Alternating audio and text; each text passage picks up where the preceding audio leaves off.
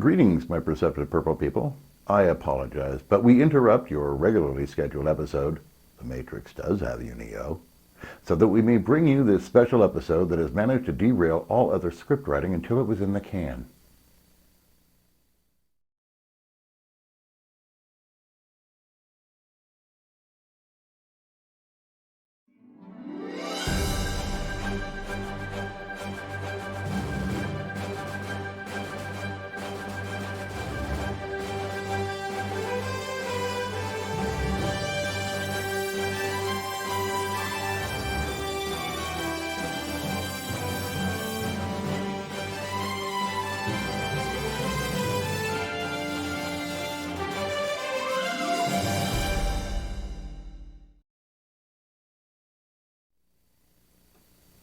Greetings and felicitations, my perceptive purple people, and thank you for joining me for this multi-segmented episode.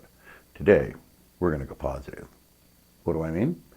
I think it's only fair that any political party not only should stand for some things that they are against, but should also have a positive plan for the future of the country that's able to be debated, instead of just hinted at, alluded to, kind of believed to be, or some other elusive political positioning that you have to kind of guess at.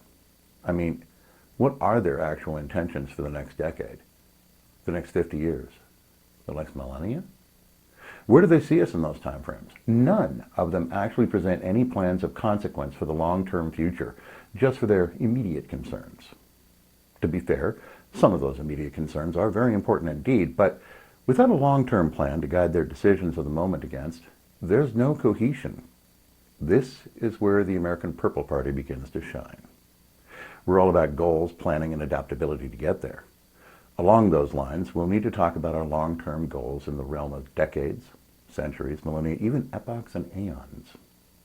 Sure, we may not be able to be here to be worrying about this, but the general likelihood is that at least our progeny will be here. So let's plan for that contingency and make it the best future we can, shall we? So, to that end, and to start off with, today, we're going to be discussing a crazy idea and why it may not be that crazy after all. Back in the 1960s, our country became embroiled in a race with our leading competitor of the time, which was Soviet Russia. As I'm sure anybody will recall, Soviet Russia had managed to place Sputnik into orbit. This was the final impetus that brought about the speech of John F. Kennedy, launching, no pun intended, the United States of America into a space race that included many programs ranging from Mercury to Gemini to Apollo and beyond.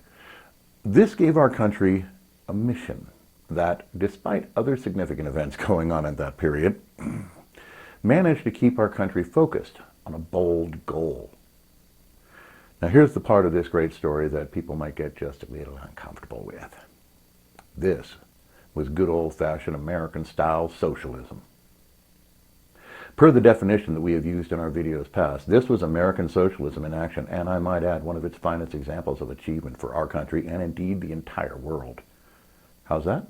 Well, our government, utilizing a relatively small portion of the money that it takes from we citizens, spent that money to the socialized will of the people of our country, utilizing the power of our capitalist economic system to beat communism. In other words, we used our power of combining socialism and capitalism to beat communism, and beat them well. How could we replicate that greatness? Let's face it, we have been kind of shambling along into a future instead of boldly striding forth. How do we change that? By thinking ahead, of course. Now, if we really want to start to think ahead, beyond our common everyday activities, if we're to become, at the very least, a multi-planetary species, we're going to need materials in orbit to be able to build our craft towards this end. Now, we can either bring this up from the planet at extraordinary financial and environmental expense, or we can find what we need already out there. To that end, the good Lord of astromechanics chose to leave us a destroyed, attempted planet with all the materials we could possibly need for generations to come, just a hop, skip, and a jump away, already chopped up, ready for transport for more convenient locations in the solar system by an enterprising young species on the move. Perhaps you've heard of this wonderful gift, known around these parts as the asteroid belt. This treasure trove of planetary core materials filled with not just heavy elements that we desperately need to be able to get up into orbit, but precious metals, industrially significant gemstones, and key rare earth elements needed for the electronic brains and nerves of our craft to come. How much in materials? Well, NASA.gov estimates the number of asteroids in the belt alone to be in the range between 1.1 to 1.9 million asteroids, with an estimated total mass, already floating in space by the way, of upwards of about 2.63 trillion tons of available mass of material already waiting for us to use. Heck, even if we decide not to become a multiplanetary species, we can still use some of that material right down here on Earth. What are some of the advantages of having a floating rock in orbit in the Earth-Moon system's L3 Lagrange point? They are myriad. I would say let's start with some stuff on the sciencey side first, but there are some far more earthly reasons for us to do this.